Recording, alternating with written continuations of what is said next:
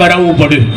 નાવ હવે રીવા એટલું મોટું નામ થઈ ગઈ છે તો મારા માટે બહુ શું કહેવાય ફોર્ચ્યુનેટ વાત છે કે રીવા અમારા આર્ટિકલ પર પરફોર્મ કરેલું છે.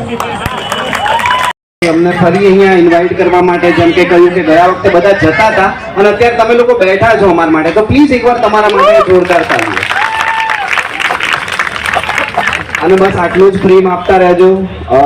આઈ હોપ કે બધા કહે છે, મેં ક્યાંક સાંભળ્યું હતું કે આ શોલે જેવી ઘટના થઈ રહી છે આટલા વર્ષો પછી. આઈ હોપ કે આ ગુજરાતી ઇન્ડસ્ટ્રીનું શોલે એ તમે જ બનાવી શકશો. પિક્ચર ખાવા જાવ એટલે એવું જ કીધું કોઈ દીકરીનું પિક્ચર જોવા જાવ એ મારો સ્વભાવ ખબર છે જીવન પણ હું એટલા માટે કહું છું કે હવે તમે એની સામે આવવાના છો. તો આવા એન્ટી ફ્રેજાઇલ એસેટ્સ જ્યારે કોઈ પણ ભાષાને કોઈ પણ સંસ્કૃતિને કલ્ચરને મળે ને ત્યારે સમાજે બીજું કાંઈ જ નથી કરવાનું, એને પગે નથી લાગવાનું, એની પાલખીઓ નથી ફેરવવાની, એની રથયાત્રાઓ શોભાયાત્રાઓ નથી કાઢવાની, એને ફૂલને નથી વધારવાના.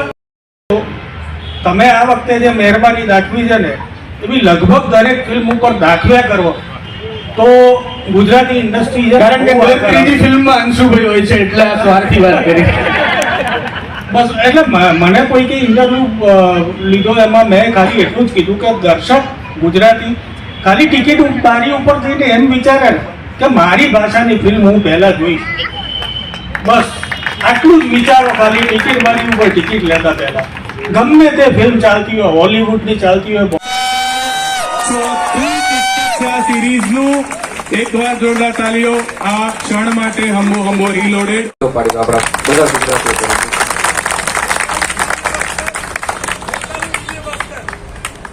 હા હા નવરંગમાં આપણે યસ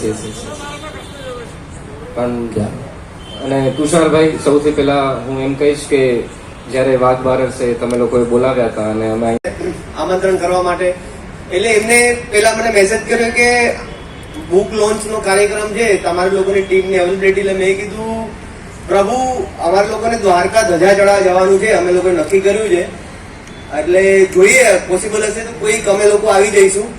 પણ હવે એમનો પ્રેમ અમારા પ્રત્યેનો, અમારો એમના પ્રત્યેનો પ્રેમ દ્વારકાધીશે કીધું તમે થોડો સમય છે ને ખોબરી જાઓ.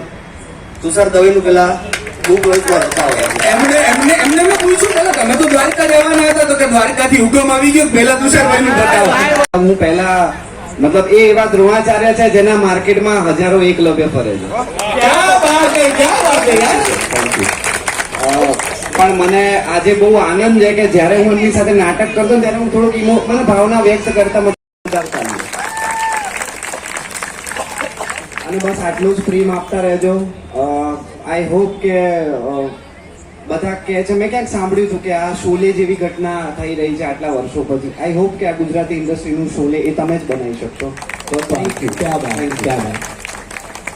સર્કલ ઓફ લાઈફ સાચી વાત છે. કારણ કે 10 ઓક્ટોબરમાં ફિલ્મ રિલીઝ થઈ અને અમે બધા આમ કે શું થશે હવે, અને સાચે કોઈ ના જ ગયું એટલે અમને કાપો તો લોહી ના નીકળે એટલી ખરાબ પરિસ્થિતિ. અમે લોકો અહીંયા આવ્યા વાઘ બારસનું એ દિવસે અહીંયા પ્રોગ્રામ હતો અને જયભાઈ ચાલુ પ્રોગ્રામમાં સ્ટેજ પરથી બોલ્યા કે મારે તમારી ફિલ્મ જોવી છે પણ ક્યાં ચાલુ નથી રાતના શોઝ, કેવી રીતે જોવી મારે.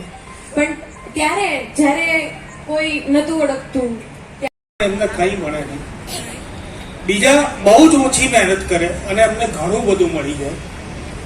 અને ત્રીજા એવા હોય કે જે લોકો મહેનત જ ના કરે એ બીજાના જ નસીબનું ખાતા હોય. હું એ ત્રીજા પ્રકારનો માણસ છું. આ બધાના નસીબનું આ મળ્યું છે મને અને હું લાલાના પપ્પા બનીને ફરું છું અત્યારે ગામમાં.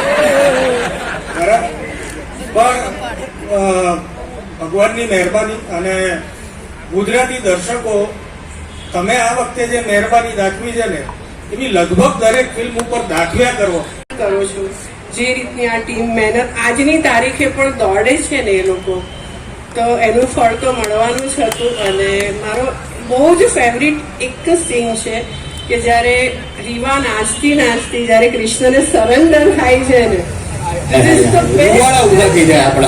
કે મારા માટે એ જ છે કે તમે જયારે સરેન્ડર થાવ છો ને, સમર્પિત થાવ છો તો એ દોડીને આવે છે જેમ સુદામા માટે દોડ્યા હતા. તો મારું ફેવરિટ સીન એ છે અને મારી લાઈફમાં પણ છે. હું પોતે રાધા કૃષ્ણને સરેન્ડર થયેલી છું. ઘણા બધા કહે છે કે તમે તિલક કરો છો તો તમે ફોલો કરો છો ને, હું ફોલો નથી કરતી.